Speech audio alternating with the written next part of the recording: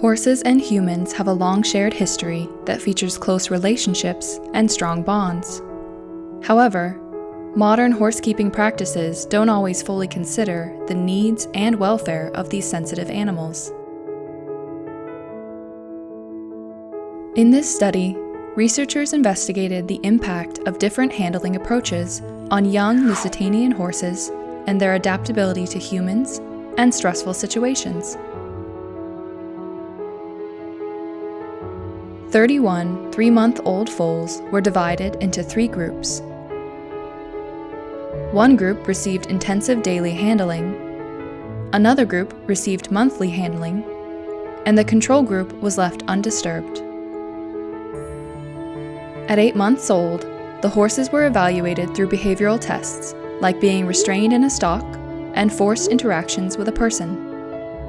The researchers also collected physiological data and looked at blood parameters.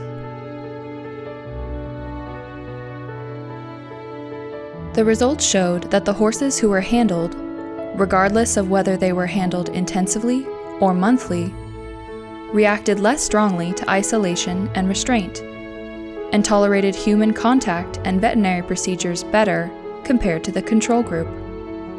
However, the handled horses also sought less contact with humans and did not interact, regardless of the handling timeframe.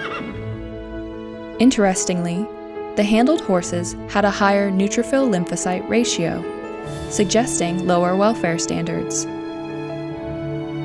The researchers conclude that while forced early handling can reduce fearfulness in new environments, it does not improve the horse-human relationship and may actually decrease the horse's overall welfare.